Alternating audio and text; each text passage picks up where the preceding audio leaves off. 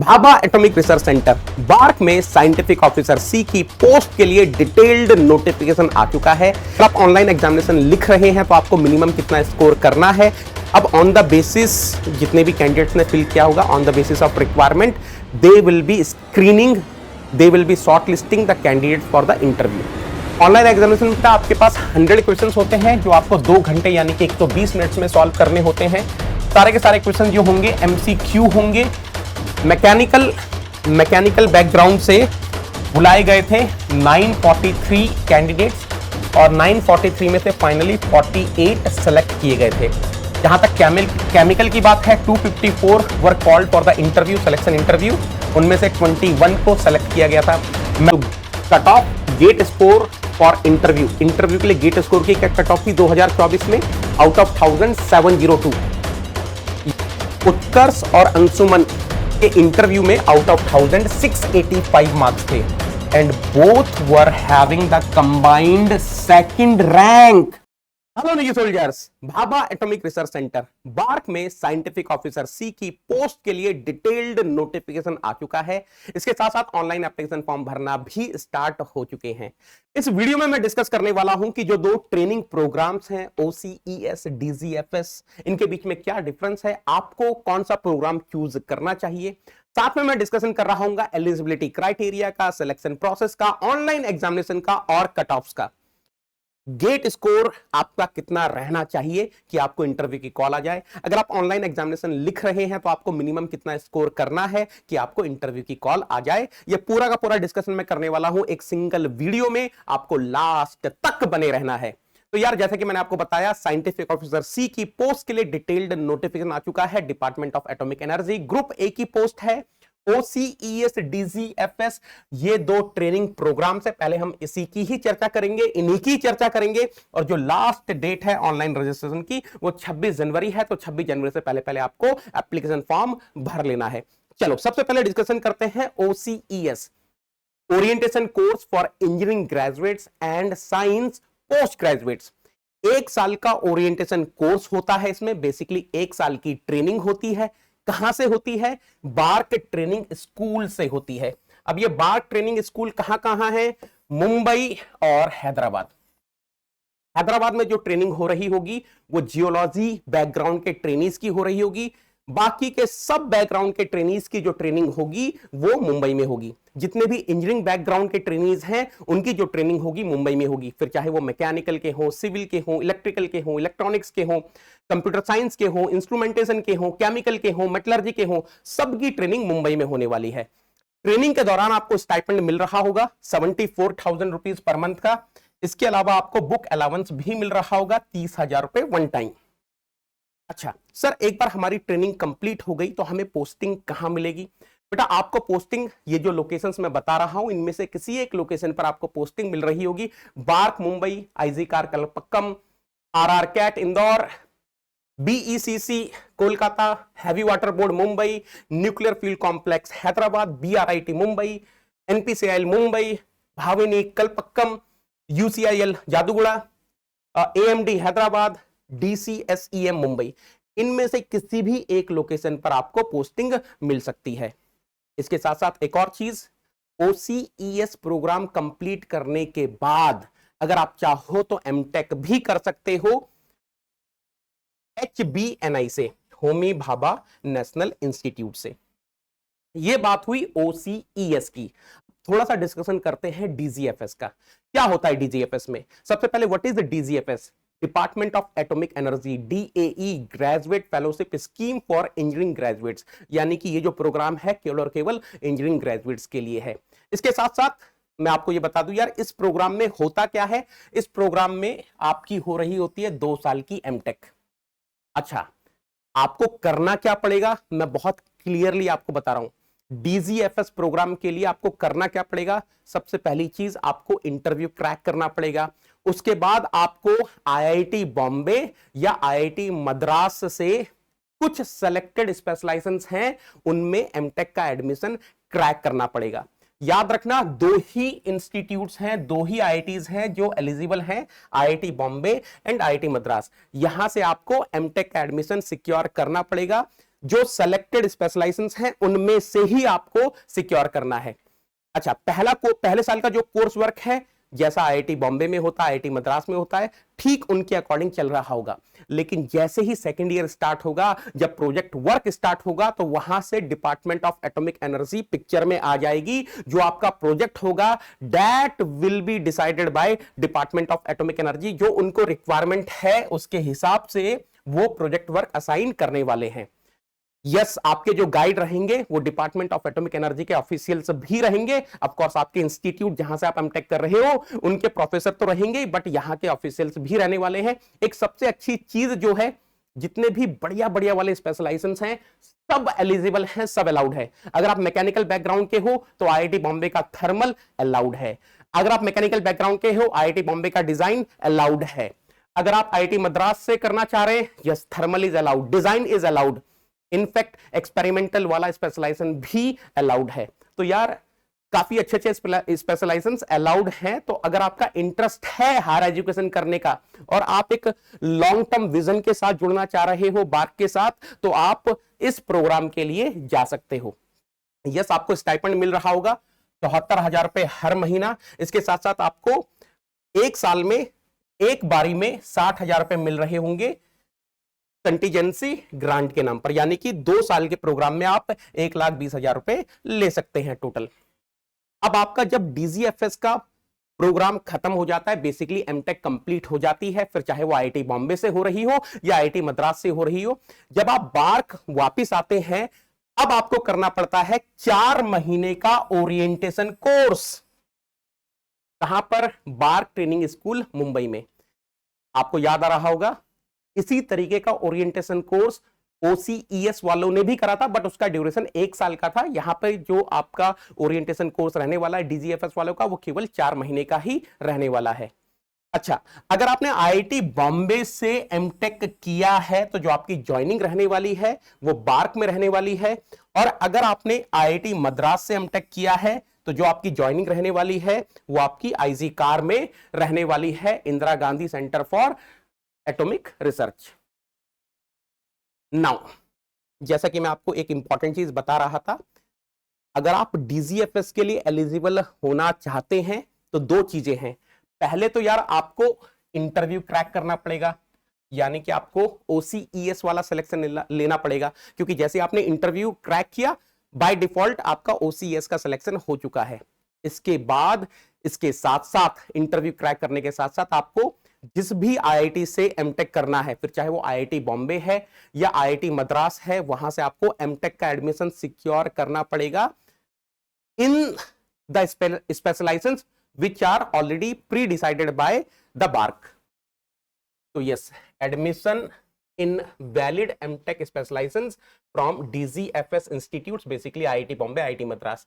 तब आप एलिजिबल हो जाते हो DGFS के लिए। अभी आप एलिजिबल हो, it is not confirmed. Confirmation कब मिलेगा? आपको पहले कम्युनिकेट करना पड़ेगा।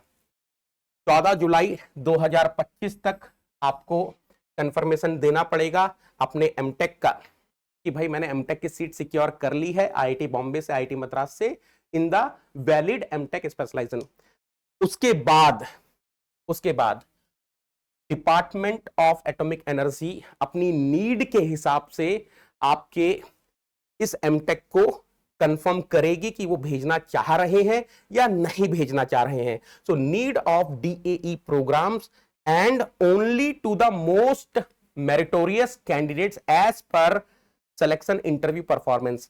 सिलेक्शन इंटरव्यू परफॉर्मेंस के हिसाब से जो उनको लगेगा कि टॉप वाले हैं ट्रेनीज, उनको वो प्रेफरेंस दे रहे होंगे और अपनी नीड के हिसाब से वो इस डीजीएफएस को अप्रूव कर रहे होंगे। आपको मैं एक अंदर की बात बताता हूं, 2024 में मैकेनिकल बैकग्राउंड से 48 कैंडिडेट्स का सिलेक्शन हुआ था 2024 में। 48 के 48 ने ओसीईएस के लिए ज्वाइन किया है। ओसीईएस की वो अपनी ट्रेनिंग कर रहे हैं, उस प्रोग्राम को चूज किया है। डीजीएफएस के लिए किसी ने भी प्लान नहीं किया है, किसी ने भी चूज नहीं किया, किसी ने एक्चुअली अप्लाई ही नहीं किया था। 48 के 48 ने OCES के लिए ही अप्लाई किया था। तो आपको समझ में आ रही होंगी बातें, है ना। तो ये दो चीजें होने के बाद आप एलिजिबल होते हो, but then it has to undergo the approval from the department of atomic energy according to their need. अच्छा, कौन कौन से इंजीनियरिंग डिसिप्लिन एलिजिबल हैं, जैसे कि मैंने आपको बता ही दिया, mechanical, civil, electrical, electronics, computer science, chemical, instrumentation, metallurgy. ठीक है। नाउ क्या क्या एलिजिबिलिटी क्राइटेरिया है, तो यार देखो, सबसे पहली चीज मिनिमम 60% मार्क्स होने चाहिए या फिर 6 CGPA होनी चाहिए। ये हो गई परसेंटेज की बात, ये हो गई CGPA की बात। अब आते हैं मेन कि फाइनल ईयर वाले एलिजिबल हैं या नहीं है। तो बेटा फाइनल ईयर वाले एलिजिबल हैं, बट कौन से फाइनल ईयर वाले एलिजिबल हैं? जिनको फाइनल मार्कशीट या फाइनल सर्टिफिकेट मिल जाएगा 31 दिसंबर 2025 तक, वो फाइनल ईयर वाले एलिजिबल हैं। ठीक है। अच्छा, एज लिमिट की बात कर लेते हैं। तो अगर कोई कैंडिडेट जनरल बैकग्राउंड से है तो उसके लिए जो मैक्सिमम एज लिमिट है एज ऑन 1 अगस्त 2025 वो 26 साल है। कहने का मतलब ये हो गया कि वो जो कैंडिडेट है वो 1 अगस्त या 1 अगस्त 1999 या फिर उसके बाद बॉर्न हुआ हो, है ना। और अगर मैं फी की बात करूं तो अगर जनरल में मेल कैंडिडेट है तो उसके लिए फी 500 रुपीज है, यानी कि फीमेल कैंडिडेट के लिए कोई एप्लीकेशन फी नहीं है। अब मैं बात करता हूं ओबीसी नॉन क्रीमी लेयर की। तो जो मैक्सिमम एज लिमिट है एज ऑन 1 अगस्त 2025 वो 29 ईयर्स है, यानी कि वो कैंडिडेट 1 अगस्त 1996 को या उसके बाद पैदा हुआ होना चाहिए। ओबीसी नॉन क्रीमी लेयर के लिए भी एप्लीकेशन फी है अगर वो मेल कैंडिडेट है 500 रुपीज। बाकी अगर मैं बात करूं SC ST की, तो एज ऑन 1 अगस्त 2025 maximum age limit is 31 years, यानी कि वो जो कैंडिडेट है 1 अगस्त 1994 या फिर उसके बाद बॉर्न हुआ होना चाहिए and there is no application fee. तो यहां से जो आपको समझ में आ रहा होगा, फीमेल के लिए कोई एप्लीकेशन फी नहीं है, SC ST कैंडिडेट्स के लिए कोई एप्लीकेशन फी नहीं है। एज लिमिट भी मैंने आपको बता दी है। अब इससे पहले कि अब मैं सिलेक्शन प्रोसेस की बात करूं, है ना, कट ऑफ की बात करूं, ऑनलाइन एग्जामिनेशन की बात करूं, जो लोग मेरे सेशन के लिए पहली बार आ रहे हैं, let me introduce myself. My name is Devendra Singh Negi. I am GATE all India rank 1 twice in XE paper. पिछले 12 साल से मैं गेट एंड ESE एस्पिरेंट्स को गाइड कर रहा हूं, मेंटोर कर रहा हूं, पढ़ा रहा हूं। अनअकैडमी पर मुझे लगभग 5 साल हो चुके हैं। अभी एक ऑफर भी चल रहा है जहां पर निगेटन लगाने पर फ्लैट 60% ऑफ मिल रहा है और गेट एस्योर भी मिल रहा है। यानी कि अगर आप पढ़ाई करते हैं और किसी भी रीजन से अगर क्वालिफाई नहीं कर पाते हैं गेट 2026, तो आपको 12 महीने का free extension, absolutely free extension मिलता है। चलो बात करते हैं सिलेक्शन प्रोसेस की। तो यार ध्यान से सुनना, पहले होती है screening to shortlist candidates for selection interview. यानी कि सबसे पहला जो स्टेप है, दो स्टेप में सिलेक्शन होता है। सबसे जो पहला स्टेप है इंटरव्यू के लिए कॉल करना, तो उस कॉलिंग के लिए स्क्रीनिंग होती है। अब इस स्क्रीनिंग को करने के दो तरीके हैं, on the basis of GATE score, OCES, DGFS 2025 के लिए, गेट 2023, गेट 2024, गेट 2025, इन तीनों सालों का स्कोर कार्ड एलिजिबल है। तो 2023, 2024, 2025 इन तीनों सालों का स्कोर कार्ड एलिजिबल है। 23 और 24 का तो ऑलरेडी आपके पास स्कोर कार्ड होगा, तो जब आप ऑनलाइन एप्लीकेशन फॉर्म भर रहे होंगे तभी आप सारी डिटेल्स डाल देंगे। और 2025 का स्कोर आप भर रहे होंगे 17 मार्च 2025 से 24 मार्च 2025 के बीच में। जब आपके पास स्कोर कार्ड आ जाएगा, आपको पता चल जाएगा कि गेट 2025 में आपका कैसा परफॉर्मेंस रहा है, आपका क्या गेट स्कोर रहा है। ठीक है, ये तो एक तरीका हो गया। दूसरा तरीका क्या है इंटरव्यू के लिए कॉल करने के लिए, सिलेक्शन इंटरव्यू के लिए कॉल करने के लिए, on the basis of online examination. कब हो रहा होगा ये online examination? 8th and 9th मार्च 2025। 8-9 मार्च 2025 को ये आपका ऑनलाइन एग्जामिनेशन कंडक्ट हो रहा होगा। तो अब होने वाला क्या है, ऑनलाइन एग्जामिनेशन हो चुका है, आपने गेट स्कोर भी सबमिट कर दिया है, ठीक है। और ये जो इंटरव्यू की लिस्ट है ये फर्स्ट वीक ऑफ अप्रैल 2025 को रिलीज हो रही होगी। अब एक और चीज सुनना बेटा, शॉर्ट लिस्टिंग के लिए, इंटरव्यू के लिए, सिलेक्शन इंटरव्यू की शॉर्ट लिस्टिंग के लिए मैंने आपको ये दो तरीके बताए। You can choose any one और बोथ। आप चाहो तो सिर्फ गेट स्कोर के लिए जा सकते हो, आप चाहो तो सिर्फ ऑनलाइन एग्जामिनेशन के लिए जा सकते हो, आप चाहो तो दोनों के लिए जा सकते हो। यार हमेशा रिकमेंडेड होता है कि आप अपने चांसेस को मैक्सिमाइज करें, आप दोनों के लिए जाओ। अरे एटलीस्ट फॉर्म में ऑनलाइन एप्लीकेशन, ऑनलाइन एग्जामिनेशन का ऑप्शन भर के रख दो। अगर आपका गेट 2025 का स्कोर काफी अच्छा आ जाएगा तो ऑनलाइन एग्जामिनेशन मत लिखना, और अगर आपका गेट 2025 उतना अच्छा नहीं होता है तो फिर आप ऑनलाइन एग्जामिनेशन लिख देना, है ना, ठीक है। तो you can choose any one और बोथ स्क्रीनिंग ऑप्शंस।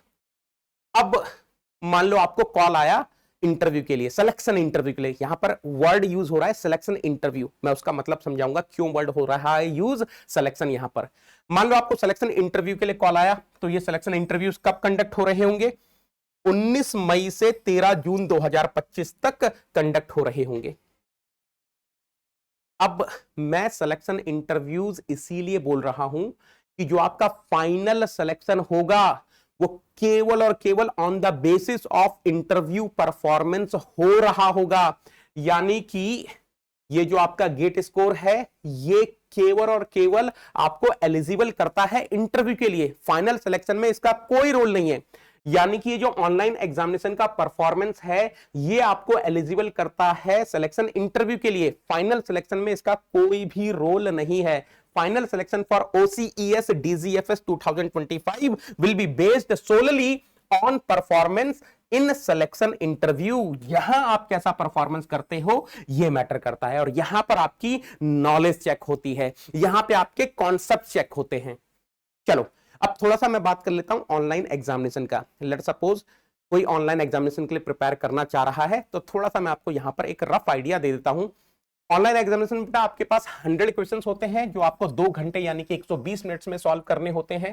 सारे के सारे क्वेश्चन जो होंगे MCQ होंगे, केवल एक ही चॉइस करेक्ट होगी। यस, हर करेक्ट आंसर के लिए आपको 3 नंबर मिल रहे होंगे, हर इनकरेक्ट आंसर के लिए आपको -1 मिल रहा होगा, यानी कि देयर इज नेगेटिव मार्किंग। तो आपको यह भी समझ में आ गया होगा कि जो टोटल मार्क्स हैं ऑनलाइन एग्जामिनेशन के लिए 100 गुणा 3 300 मार्क्स हैं, तो आपको 300 में से नंबर मिल रहे होंगे। सर सिलेबस क्या रहेगा, तो बेटा जो टेक्निकल का सिलेबस है, जो टेक्निकल ही पूछा जाता है ऑनलाइन एग्जामिनेशन में, तो जो टेक्निकल है that is same as GATE syllabus.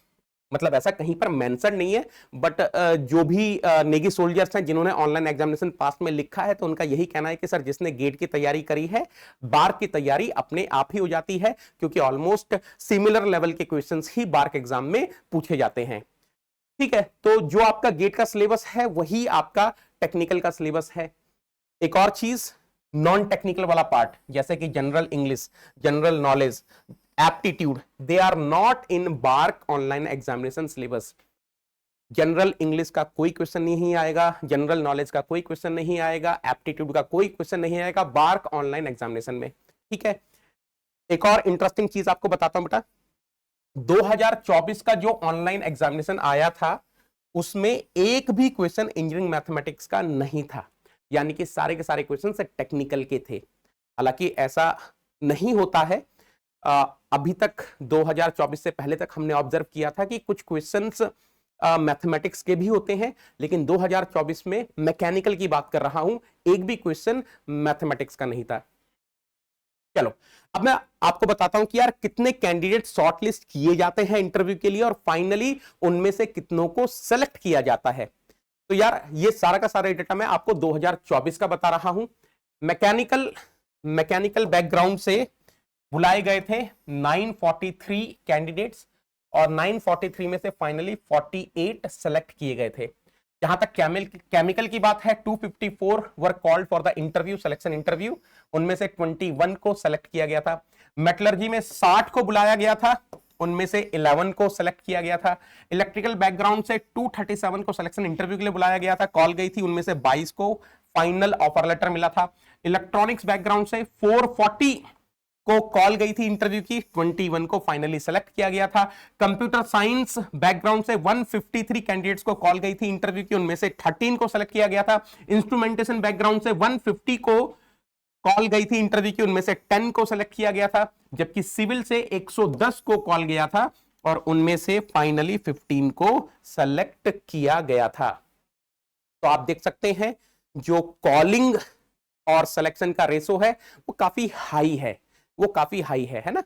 अगर आप मैकेनिकल में देखेंगे तो ये देखो, ये 943 को इंटरव्यू के लिए कॉल गया था और फाइनली उन्होंने 48 को सेलेक्ट किया, तो अराउंड 20:1 हो गया। अच्छा चलो, अब मैं बात कर लेता हूं कट ऑफ की। हालांकि यहां पर आपको ढंग से दिख नहीं रहा होगा, बट अगर आप देखोगे तो मैं आपको यहां पर थोड़ा सा फील करवाने की कोशिश करता हूं। ये मैकेनिकल की कट ऑफ है बेटा। जो ऑनलाइन एग्जामिनेशन की कट ऑफ थी वो थी 77, और जो गेट स्कोर की कट ऑफ थी 2024 की कट ऑफ की बात कर रहा हूं, वो थी 702 मैकेनिकल।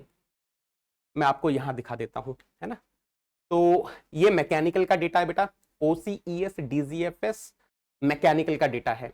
तो cut off GATE score for interview, interview के लिए गेट स्कोर की कट ऑफ थी 2024 में आउट ऑफ 1000 702, यानी कि अगर मैं मार्क्स के टर्म्स में बात करूं 100 में से 57.33। अगर मैं ऑल इंडिया रैंक 1 की बात करूं तो जिस भी बच्चे का ऑल इंडिया रैंक 621 रहा होगा उसको इंटरव्यू की कॉल आ गई होगी। अगर मैं ऑनलाइन एग्जामिनेशन के मार्क्स की बात करूं तो out of 377 marks was the cut off. सोचो 300 में से जिसके भी 77 या उससे ज्यादा मार्क्स आए होंगे उसको कॉल चली गई होगी इंटरव्यू के लिए। और अगर मैं फाइनल सिलेक्शन की बात करूं, मतलब जो इंटरव्यू होता है वहां पर 1000 में से मार्क्स मिलते हैं, तो 1000 में से 601 was the cut off for the final selection. तो ये वाला जो कॉलम है इसमें डेटा है 2024 का। अगर मैं 2023 के डेटा की बात करूं तो जो गेट स्कोर वाला कट ऑफ था इंटरव्यू के लिए वो 1000 में से 715 था। जो ऑनलाइन एग्जामिनेशन का कट ऑफ का इंटरव्यू के लिए का कट ऑफ था इंटरव्यू के लिए 300 में से 102, और जो फिर फाइनल सिलेक्शन के लिए कट ऑफ था इंटरव्यू वाला, इंटरव्यू में 1000 में से वो 605 था। बेटा 2024 में ये मैंने बोला ना मैकेनिकल से टोटल 48 कैंडिडेट्स फाइनली सिलेक्ट हुए थे। ये मेरे नेगी सोल्जर हैं जिन्होंने मेरे से अनअकैडमी प्लस से पढ़ा है। उत्कर्ष सिंह, अंशुमन, वैभव, लोकेश, संदीपन, इन सब ने फाइनल इंटरव्यू क्रैक किया और फाइनल सिलेक्शन पाया है OCES DGFS 2024 के लिए। सारे के सारे OCS प्रोग्राम में ज्वाइन हुए हैं। अच्छा, इसमें एक और इंटरेस्टिंग बात बताता हूं। उत्कर्ष और अंशुमन के इंटरव्यू में आउट ऑफ 1000 685 मार्क्स थे and both were having the combined second rank. दोनों की ही रैंक सेकंड थी इंटरव्यू में, मतलब बहुत बड़ी बात है, बहुत बड़ी बात है। ये सर कैसे पता चली? बेटा ये RTI से पता चली। आप देख सकते हो यहां पर उत्कर्ष सिंह ने RTI लगाई थी, है ना। तो यहां पर आपको समझ में आ रहा होगा थोड़ा सा।